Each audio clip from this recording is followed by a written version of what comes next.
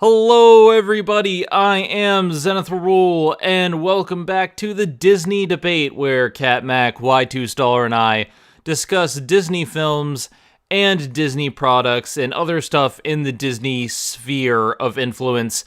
Today we have something special to talk about, but before we get into any of that, how's it going, Eric?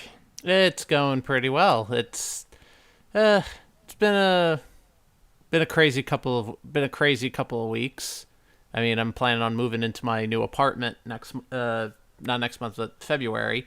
So I got that trying to get all squared away. But in the meantime, we have a Disney classic to talk about. We have Pollyanna. And it's interesting because this is one of the few Disney classics that I have not seen before. And it's not because of it's not because it's a bad film. I'm gonna say this right now. I think Pollyanna is a great film. It's just not one we ever played over at my house, and my parents were huge fans of Disney, so we had everything from like usually the older stuff to the newer stuff were on VHS at our house. But we never had Pollyanna, and I'm not entirely sure why, but I will say that this is actually a nice refresher. It seems we're getting better and better with these films. Before I get into this, Kat is not going to be on this episode this week. As we said before, we're splitting up the episode, so last time we talked about, me and Kat talked about Kidnapped, which was... It was good, not great. It was kind of flawed in the second half, but it was okay. It wasn't perfect, but it wasn't bad. All three of us sat down and we watched Toby Tyler, which is a movie about a monkey with a gun at the circus, and we all thought that wasn't worth your time. So it's kind of like we're gradually getting better with quality, starting from the 60s, and so we went from skip it, it's harmless, and we go to today's episode where I think you guys should buy this film. I think Pollyanna is a certified classic, but before I get into why, Eric, why don't you give us a brief summary of Pollyanna? So basically, the story is that Pollyanna is this little girl who has been sent to go live with her aunt, and her aunt is very rich. She's like the richest woman in town, and she has to go, and she goes there because I think her parents or her father passed away, and she's sent to go live with them. So she goes there, and it's this really, really, really nice house, and she's not used to all this luxury because her father was a pastor and they didn't have a lot of money. So coming from someone who didn't have all these nice luxuries, also now been thrown upon into this world of life and luxury, she's taking it and she's all aghast by everything, but she embraces it, and she loves all the little things about it. But the problem is everyone else in the town, including her aunt, are all kind of miserable. Like, they're all kind of just unhappy little saps. And throughout the film, she basically tries to cheer everyone up by trying to be positive, by doing something called she does something called that she plays the glad game, where we think of things that make us glad as opposed to thinking about things that makes us sad. And she does this with all the different people that she interacts with, and over time she tries to see she shows them the power of seeing positive in everything, and that turns the whole perspective of the town around. And that's basically the whole gist of it, but we'll get into more of the details later on, but that's pretty much it. I think what really works about this film from the get-go is the structure of it, because this could so easily have been like a Toby Tyler structure, because it's based on a book. It's based on a very famous book, Pollyanna, by Eleanor Porter. And so, like, this is something that was written in 1913. This is something that is a pretty big deal, but at the same time, they structure it very differently to where instead of having things based on chapters where random things happen, we have kind of like an Old Yeller, I want to say, kind of structure where we have events leading into other events, but these events have consequences for future events. And so instead of saying, okay, a thing happens and then it's resolved, it's like, okay, a thing happens and then we're going to shelve that for maybe like 10, 15 minutes, maybe have a development later, and then near the end of the film, it's going to lead to something in the future. It's something that we refer to in the industry as bookends, which it's kind of weird to say this because we talked last time about how sometimes books back in the day could be very badly written. So when we say bookends, we're referring to things that are basically like Chekhov's guns. Things that start off in the beginning and lead to something later on. And this movie does that very well. Absolutely. Like she starts off by when Pollyanna finally gets into town, we see her interacting with the different people in town. We see her interacting with the Reverend. We see her interacting with some of the other townspeople. There's that old creepy man who lives over in like the far end of town with that old rustic house, but he actually has all these wonderful things inside. These old nice historical things inside, almost like kind of like a museum. And she also interacts with the one lady who's Mrs. Snow, who's a hypochondriac, and how bitter she can be. And those are like the main three she interacts with, and we see her in the beginning, interacting with them separately in separate scenes, but then it comes back later on. It comes back later on in later scenes, seeing how nice she can be, and how that we can put a positive spin on stuff, and that translates later on to the major plot of the story, where they needed to get a new roof, new plumbing for the orphanage, because the orphanage is all run down and stuff, and her aunt won't give any money for it, even though she could. So one of the townspeople decides to run a bazaar for one night, as a way to kind of raise money for the plumbing for the new orphanage.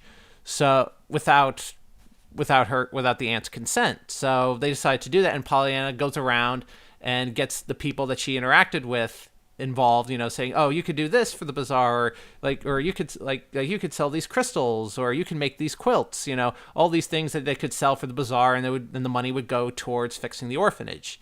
So a lot of it does come back. So a lot of the stuff does come back around, and it ties in with character development and stuff. So it does flow throughout the entire film.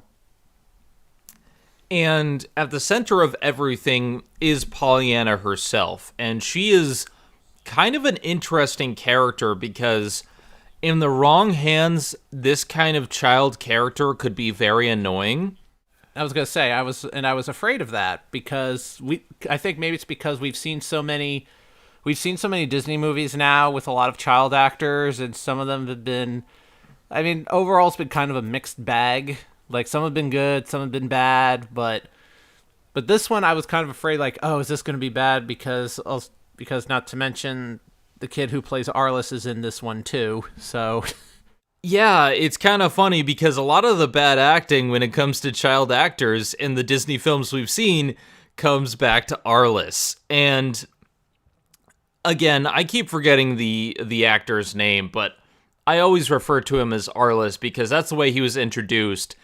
And he was the worst part of Old Yeller, which was a great film, but just he wasn't a good actor and he wasn't a good character. And ever since then, he's only turned in one good performance in I think it was Return of the Shaggy Dog or something like that. It was one of those films in the Shaggy Dog lineup. So it's like we've had a lot of bad stuff with Arliss, and coming into this film, we have Arliss is one of the minor characters.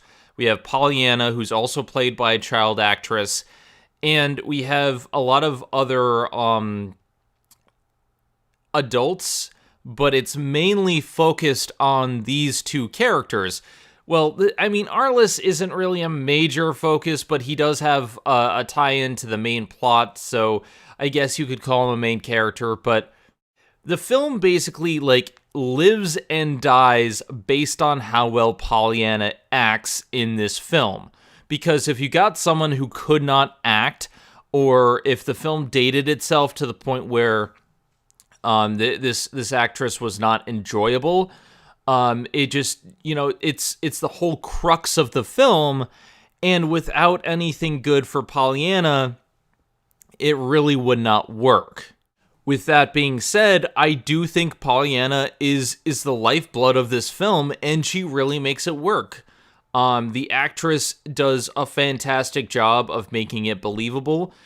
She has this charm to her where she's sometimes awkward, but not to the point where she becomes annoying. She behaves a lot like an actual child does, where she just interacts with a bunch of stuff and talks about how much she wants to go out and do stuff and the fun stuff in life. And she keeps talking about her interactions with her father when he was alive, and her father was a minister, and she talks about how they were pretty poor because, they were helping out people and they weren't really giving, stuff to themselves. But, they would always say if they got something, if something bad happened, let's look at the good things in life, because God knows we've had enough misery and whatnot throughout our lives. Why not just look at the good things, and then the bad things won't seem so bad? And that really forms the philosophy of Pollyanna throughout the film.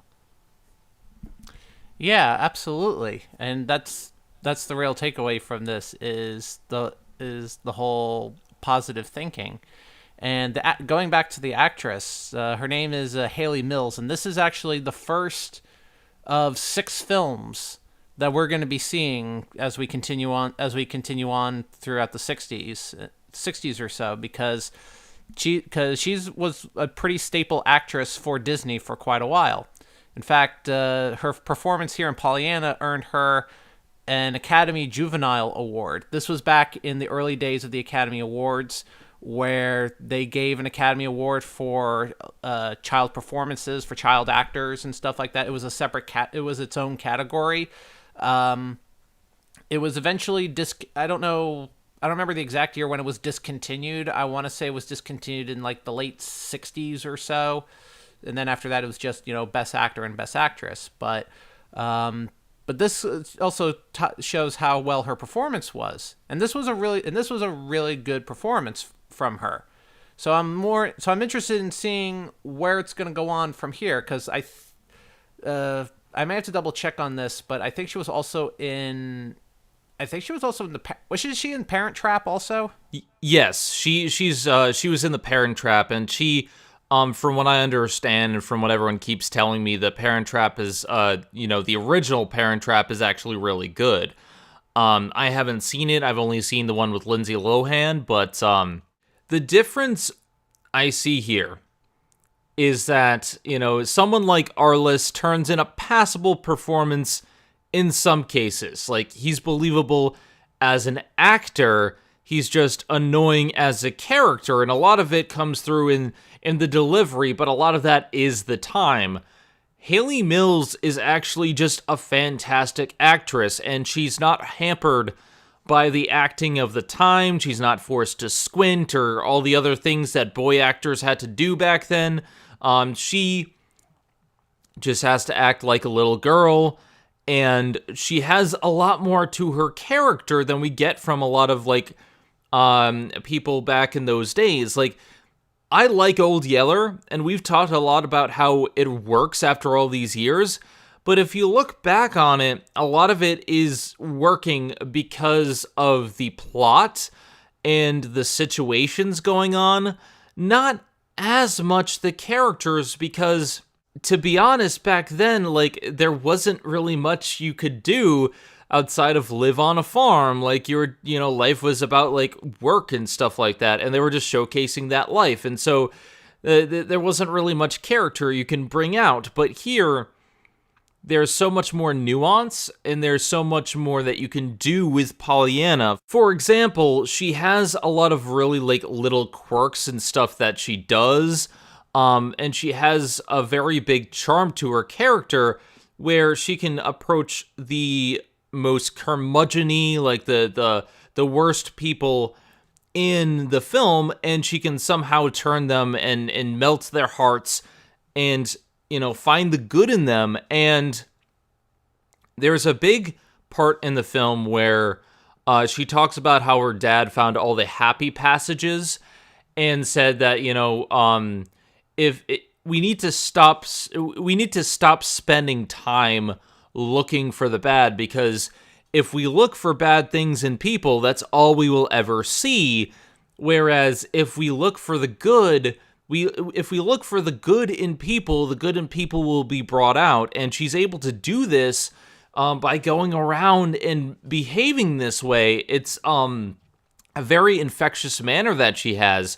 She, like you said, she goes to like this loner who lives in like a dilapidated area. He doesn't maintain his like yard, but he has this wonderful house, and she manages to break him out of his shell, and he ends up adopting Arliss at the end of the film. And then she goes to the hypochondriac, and she makes her stop being bitter and like use her life to the fullest.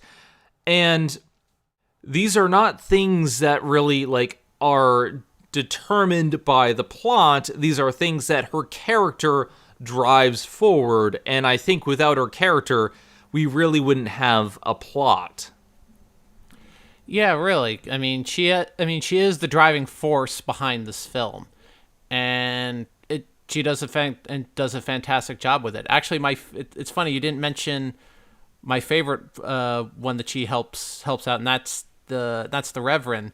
Because at the beginning of the film, we see the Reverend, and he gives like this sermon, saying, death awaits everyone. If you're not good, oh my god, if you're not good, death will come at you at any moment. And it's all very fire and brimstone kind of sermon. But then later on, when Pollyanna talks to the Reverend out in the middle of the field as he is practicing his next sermon, she says to him that there are a lot of happy passages, a lot of good passages in the Bible, and she points out that there's like this says something about like 800 something positive passages in the Bible itself, and that kind of changed his perspective on things. That is like, oh, maybe I should just focus on like the good stuff instead of just all the bringing fear into everyone's eyes, so that they stay on the straight and narrow, not through fear, but through the sake of being just the sake of being happiness and just enjoying ourselves. And so he goes on and he explains this, and then he's like, oh, and by the way, I need you to go to the bazaar. There's a bazaar on Saturday, and if none of you are there, I will make sure I will give one fiery sermon, the next day. I'll make sure you regret it, and something like that. And it was just such an awesome sermon. and that's a church I want to go to. I think I can say that one of my favorite characters was the Reverend. The Reverend had such a fantastic performance, and a lot of it really has to do with the fact that he gives these really big fear of God sermons, but it's the presentation of them. First of all, like, he goes up to the pulpit, he's all silent. Like, I think they take about a minute before he starts to speak, and he considers his words. And then the moment he opens his mouth is like, "Death awaits you." Like, he just comes right out. I was actually kind of shocked, and we both burst out laughing when Kat and I were watching it, and I was having so much fun with this because you can clearly see that he has passion in what he's doing, even though what he's doing is kind of, souring everyone's appetite, and, he's not really doing anything to help. But you can see that he really cares for his job, and when he gives that impassioned sermon near the end about how we really need to look to our fellow man and see the good in them, it's a really great moment, and I think it all has to do with his actor. This actor just does a fantastic job of showing the passion of someone who believes wholeheartedly in his religion, and he wants to deliver something that can change people. And originally, he believes that the fear of God, will put people in their place. But as he sees time and time again, it doesn't work. I liken this a lot to the message of the remake of A Miracle on 34th Street, which is one of my favorite films. And I think it has like this really great message of it's not about spreading faith and cheer and making sure that people are afraid of a certain figure, because the point is not to make people just be afraid and do it out of fear. It's to spread joy. And there's a speech in Miracle on 34th Street about how I'm not a whimsical figure. I'm not someone who just affects a jolly demeanor. I'm a symbol of humanity's ability, mankind's ability to push back and, put aside their selfish tendencies and do something good. And this is kind of what he says in his speech about how the Reverend is basically saying, we, throughout our lives, we have all these opportunities to do good, and instead of being good people, we just are bitter and hate each other for no reason. Like, everyone hates Polly because she's basically running the town and preventing them from doing anything they want to do, and everyone answers to somebody else, and they've all been bickering and arguing. And he says to them that, these 4 years that I've been a minister here, these 4 years, I have not gotten a chance to even know you. I don't know who you people are, because I spend so many years talking about fire and brimstone and how you're going to hell. And we should actually take the time to get to know each other and the good about ourselves. And this entire speech, both the fire and brimstone one at the beginning and the heartfelt speech at the end, they would not be possible without this actor and his passion. Absolutely. I just like that, how he was able to turn everything on its head, and just change and completely changing his outlook. It's like oh, I didn't know that it could just all be positive and stuff. And I liked how you brought up how it's like how he mentions that I've been your Reverend for 4 years, and I haven't really got to know any of you. And that's a key point. And that's a key point because it shows that he's had that disconnect for so long, and that one of the things of being a Reverend or any leader of a church is being able to go out and really get to know your people, or know your flock for that matter.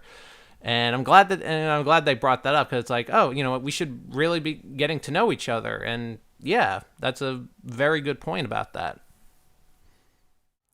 So we have all these people that Pollyanna is really helping throughout the town, and slowly as she goes through, she touches their lives and changes their way of thinking, and brings them more into a sense of community. And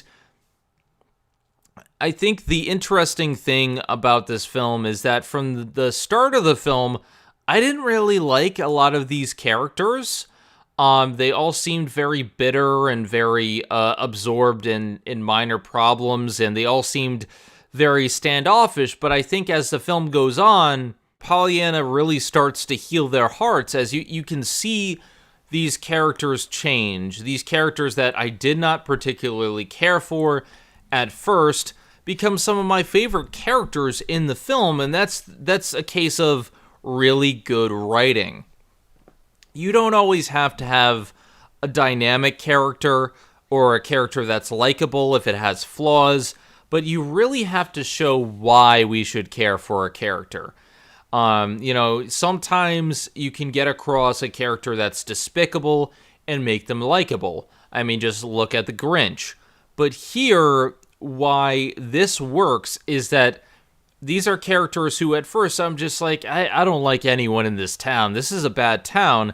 And the film takes note of that, and it changes them. Like, there's even like the maids and the cook over at Aunt Polly's place where Pollyanna stays. They're like all bitter because they don't like her Aunt Polly, and they don't really like the way she treats the whole town. And slowly, as the film continues, and as she shows them the positive outlook that she has and why she's positive, they start getting on board as well. And even one of these maids who, like, she doesn't like anything. She's one of the more bitter characters in the film. At the end of the film, she starts smiling and she starts hugging Pollyanna, and you can really see visibly the effect that Pollyanna's had on everyone. We've mentioned some of the smaller characters. We've mentioned the Reverend. We've mentioned like the curmudgeons. We've mentioned the maids and the people who work with Aunt Polly. But every single person in this town in some way is changed through Pollyanna's way of looking at things, and the way she just does things for other people without needing anything in return. And I think that's a really interesting symbolic nature of this film, where from the very beginning we see how rich Aunt Polly is and how much she has, but she's not allowed to be happy about any of it. They make a point in the film about saying how, oh, well, yeah, you can't be glad you're rich. I get it now, because she's like, oh, you must be glad to be so rich. And and they really make it out to be like, oh no, you have to suffer. Even though you're more fortunate, you have to look at everything with disdain and this and that. And she's like, no, we should be glad. We should be happy that we are this fortunate. And her attitude is what really brings forth the major changes in this film. Yeah, absolutely. And so by the end of everything, when they have the bazaar, like, everybody's all out and about, they're all happy, they're all enjoying themselves, and everyone's enjoying, and everyone likes it. So, like, with the different characters, what Pollyanna does is that she sees a positive thing about each one. Like the old man in the house, he has these little crystal prisms that can be used as decoration, and creates little rainbows throughout. And she encourages him to kind of sell that at the bazaar.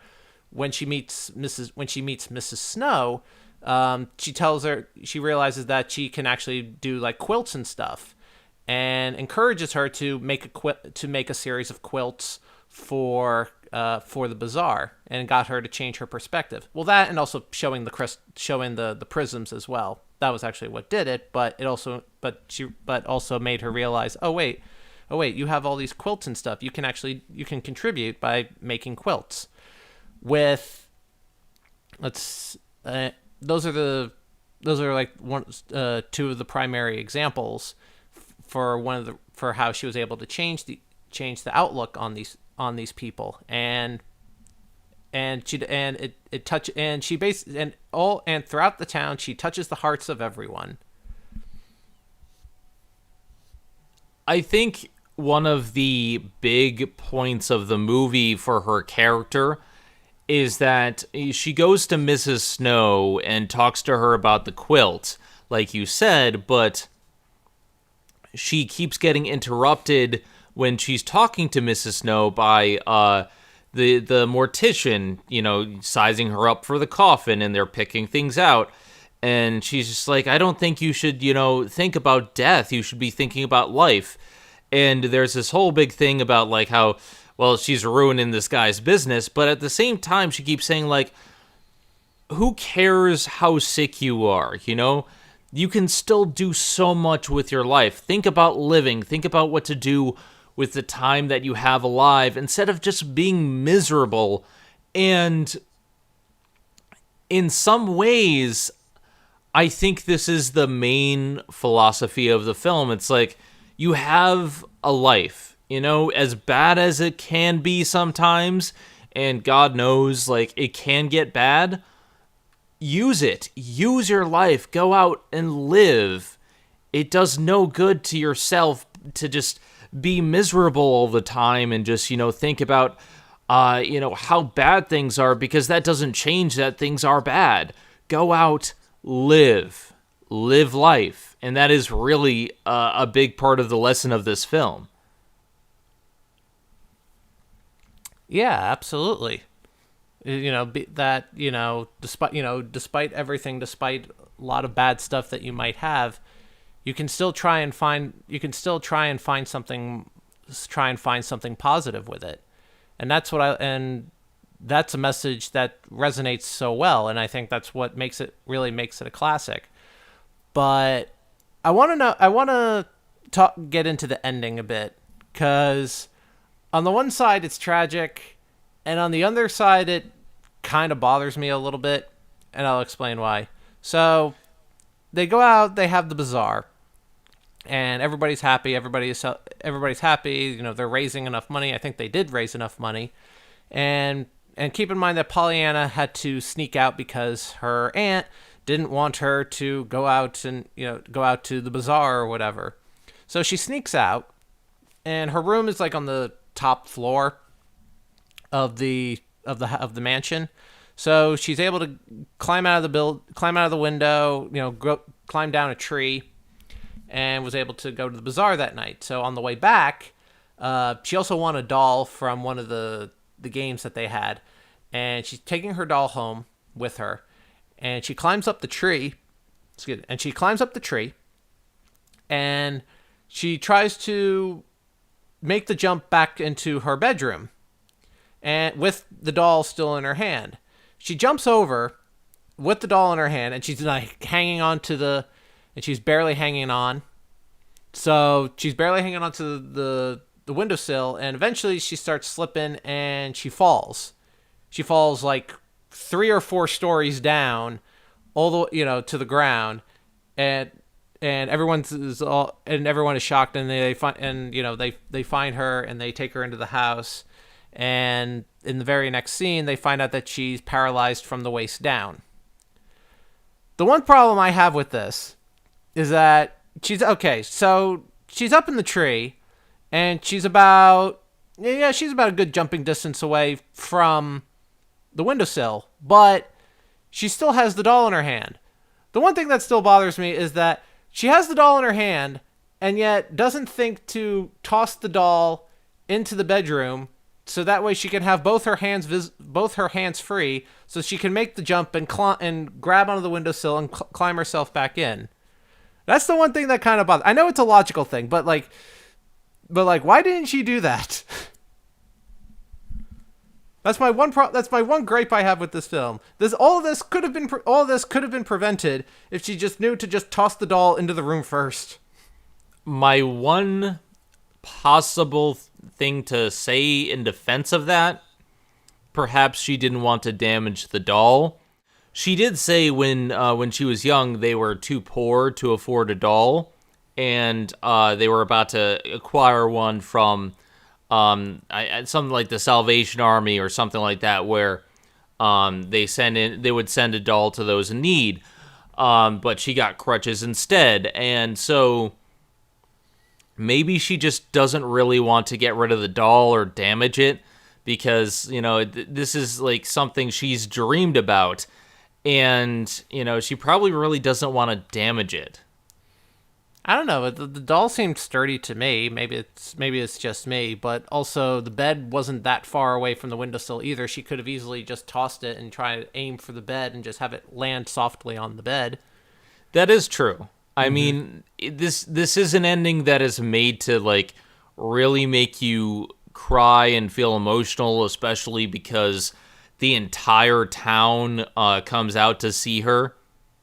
Because like the crux of the film is that she gets hurt, and because she helped every single person in the town, everyone shows up to try to cheer her up, and like that's a really big, powerful moment. Kind of like in It's a Wonderful Life when everyone comes in to help at the end of the film. Yep. It's her life touched so many people. Unfortunately, this could have been, easily changed, and she said herself in an earlier scene that, climbing down trees is dangerous, because she was telling Arliss not to do the same thing. And it's just the kind of thing where I think they really needed to get her to the point where she would fall and get paralyzed. Well, it's different from the book version, from what I understand. In the book version, she actually gets hit by a car. So I don't think maybe Disney was ready to have her to show a little girl being hit by a car. So I think maybe that's why it was altered, because of that. Maybe they thought it was too gruesome for a child at the time they were filming it. So maybe that's why they changed it. But I mean, logic aside, I mean, when she falls and gets paralyzed, she herself can't get back into her old happy self, because, and even they said, let's play the glad game, and she says, oh, but the glad game is stupid or whatever, and she falls and she kind of falls into a deep depression because, she's paralyzed from the waist down, she can't really do anything. However, we do find out from one of the other supporting characters. This is like a doctor who turns out to be the aunt's like ex-boyfriend or whatever, and he tells the aunt that they could do something for Pollyanna, but they have to take her to Baltimore for this experimental procedure that might be able to restore her ability to walk. So that's what. So they leave the ending with a little glimmer of hope that she might be able to pull away from this, might be able to recover. But like you said, everybody from the town comes in, to cheer her up. They give her flowers and all sorts of stuff, and from that she becomes really, really happy. She has to go away for the operation, but everyone follows her to the train station, and she heads off, and everyone was with a big old smile on their face. And in the book, she actually does walk again. In the movie, we don't know. It kind of just ends there, which is fine. This is very much an It's a Wonderful Life ending where you're not entirely sure the specifics of what happens after, but you know that they're fine because they have all these wonderful people surrounding them. And no matter what, even if she is still paralyzed, she did something tremendous for this town, and they won't ever forget that. And they, if she was paralyzed for the rest of her life, they would do probably the most that they can to help her out in any way they could because of what she did for them. And I think this ending really does a good job summarizing what I love about Pollyanna. And, the Pollyanna, in some ways is a little bit outdated. It's talk about, religion and God in this small town. But it really, the core message still applies to this day. The stuff that you do for others or that you do for the people in your life is more than you can imagine. Everyone has an impact on everyone else's life, and if you impact someone negatively, it can really change how things work around you. This town is hurt because everyone kept continuing to hurt each other, treat each other miserably, and Polly refused to do anything for the people who really needed it in the town, kind of hoarding her wealth a little bit, but only setting it up for the elite, and giving out small doses to charity just to keep up appearances. And it's like a lot of the actions that Aunt Polly and a lot of the people in her club took were very selfish and, shaped the town into something very negative.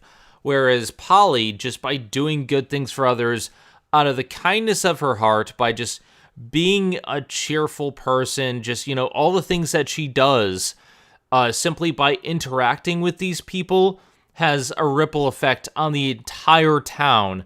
And it's like I always say, it doesn't matter who you are. What you do affects others. Every single thing you do affects other people. And the important thing is, what impact do you want to have on other people's life? Do you want to have a positive or negative impact? And the stuff that you do, the things that you say, everything that you achieve in your life has importance because of the people around you and how they view it and how they interact with it. And that's what this film is all about. Yeah. Yeah, you hit it right.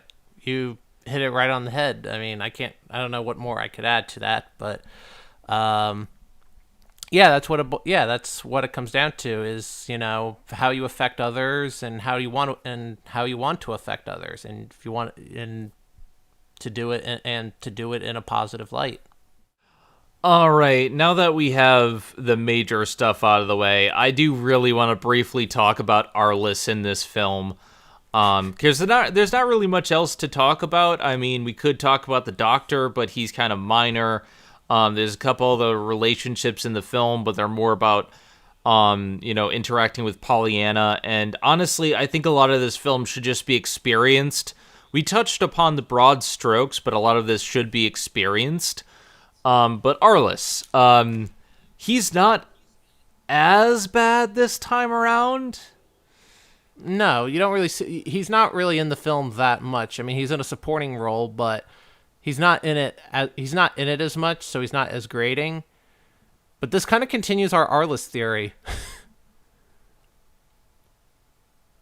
Our theory of how with each movie they just keep passing Arliss around. So last we saw him, he was in the circus, but then the circus got tired of him, so they dropped him off at this town, and so now he's an orphan at this town. And so waiting to be adopted, and now he's finally being adopted by the old man. I don't know if this is the end or not. If it is, that's fine, but it's just funny how we kind of just take this one character from Old Yeller and we were able to stretch it out over several films and create this wild fan theory about this. And we didn't even know it was possible. This is the new Davy Crockett. Arliss has pretty much become this new character who the way that Disney reuses some of its memorable actors or non-memorable actors. Disney likes reusing cast members a lot. I was gonna say, speaking of reusing cast members, the one of the maids, the heavier set one with the white hair, she comes back again in Mary Poppins. Oh. In almost the exact same costume. Almost. But similar setup. But yeah, Disney likes reusing these actors, and like we saw with Davy Crockett, it leads to us speculating about how these films are linked, even though they really aren't. But how in Kidnapped we had Rob Roy's son, so it's an unofficial sequel to Rob Roy. And with all the Davy Crockett stuff, we had Davy Crockett traveling becoming a legend and doing other things and changing his name and, going through time. And we see Davy Crockett do that. Here, Arliss is all over the place. Yeah, really.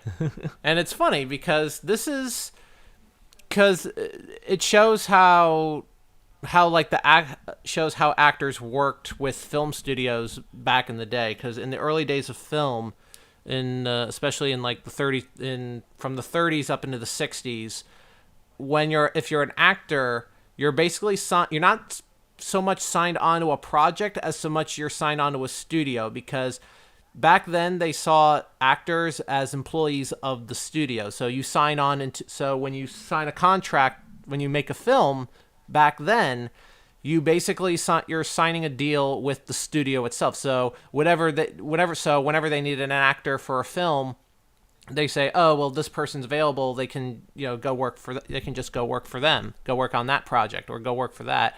So that's why throughout from like the 30s to the 60s, if you follow a major film studio, like in this case with Disney, you see a lot of actors get reused because they've signed up, because they have a contract, like a multi-year contract with that particular studio. I know Disney did it, MGM did it, 20th Century Fox in the early days did it. So a lot of the major studios did that, and I think by about the 70s, that's when they kind of stopped.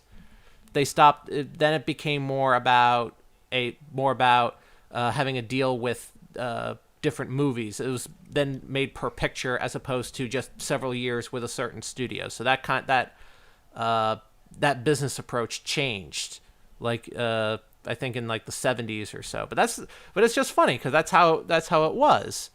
And for a lot of these actors, it was consistent. I mean, it was consistent work. But now, because everything is all project oriented and independent contracted, it's all it's based off of that now. It's very interesting to see how things changed over the years, especially because Disney was one of the ones who really pushed forward with animated films and some of these big things, and so even with like a lot of the revolutionary ideas, there were some very big ways in which Disney was kind of a product of its times, and it didn't really push the envelope, didn't really push where it was. Like, you have some of these policies where today we think about it like that's kind of odd, but that's the way things were done back then. And when we think of Disney, a lot of times we think of innovation and we think of revolutionary ideas. But a lot of the practices were pretty standard practices back then, and they didn't really push the envelope with that. And I find that kind of fascinating because Disney was one of the big names that changed the business every so often. It was trying new things and creating these big pictures. Like Pollyanna is a big deal. Old Yeller is a big deal. Mary Poppins is going to be a big deal when we get to that. And we have these big films, and then we see the same actors. And in other studios, that could potentially take you out of it because you're seeing the same actor over and over with like not really much difference in personality. But somehow Disney pulled it off, where a lot of the films feel very different from each other. And even like Fess Parker in one film isn't necessarily Fess Parker in another film. And I think they did a good job with the practices at the time. I'm not going to say whether or not I agree with those practices because I wasn't around back then. I don't know how things were, but I mean, it's just interesting to see.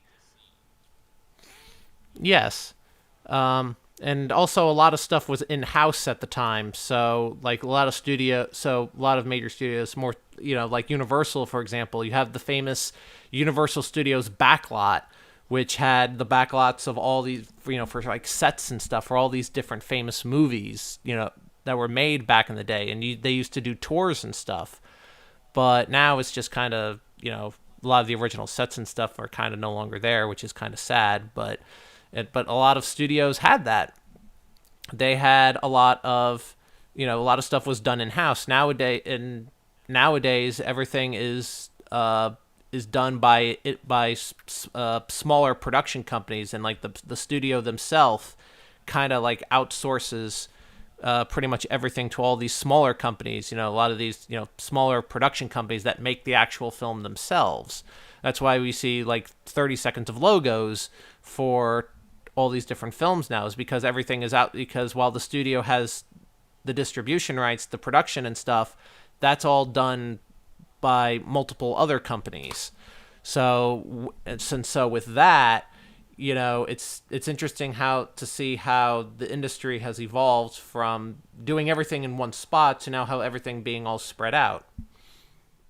So yeah, I think we can get into our final thoughts on Pollyanna now. In my book, Pollyanna is a perfect example of a film that is somewhat timeless. It very much is set in a certain time period, but its message still resonates today. And while minor things haven't really aged in terms of the, Catholicism and this and that, and I'm not sure it would be as popular today as it's been, as it has become over the years, but this is a very much a well-made classic film, and I think it resonates still today. I think this is one of those where I was very pleasantly surprised by just what kind of film this was and what it was all about, because when it first started, I was kind of wondering where it was going. I was kind of hoping that it wouldn't end up like you know how some films get where it starts and then kind of just meanders, and you're wondering what's gonna happen. Pollyanna, I didn't have any trouble with that. Like from beginning to end, I was really glued to the screen, and I was hooked by this film. I think it really does a great job with what it has, and it's a great adaptation. You got some great actors here. I think for the most part, even Arliss is really good here, and they utilize everything they can to the fullest. And so it's like Pollyanna, I really should have watched this sooner. I think this is one of those films that everyone needs to see at least once. It is considered a Disney classic for a reason. And as the film continues to go on, you'll see why. Like it's a film that really builds up as it goes, and you really start to see a lot of the payoffs in the second half. And a lot of it is just stuff that it's callbacks to earlier scenes, so it keeps you on your toes. It keeps you paying attention to the film.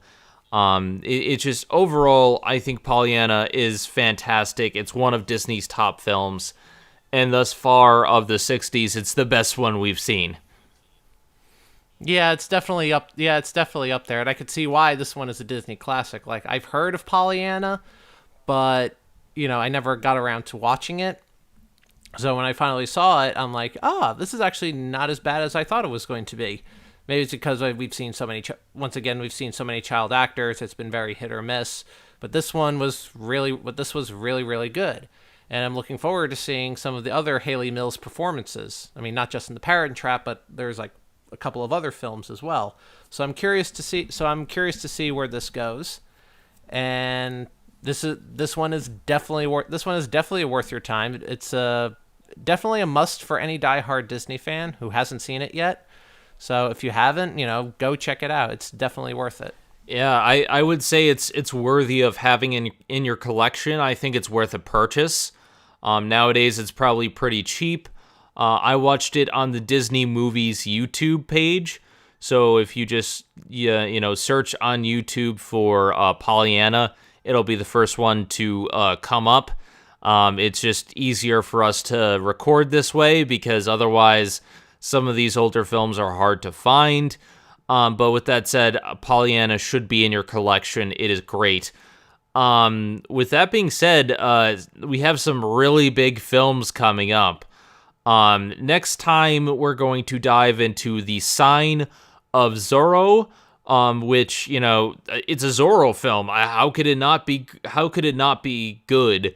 So I'm looking forward to that. But coming up soon, I mean, we have The Parent Trap, and all those films. We have some of the Herbie films in the '60s. We have The Nutty Professor and the sequels. We have 101 Dalmatians in the sequels. After we get through the next one or two smaller solo films, we're really going to be getting into territory of the big films of the decade. So, a lot of the bad ones are finally going away. A lot of the bad films we've put behind us. Let's get into the good stuff.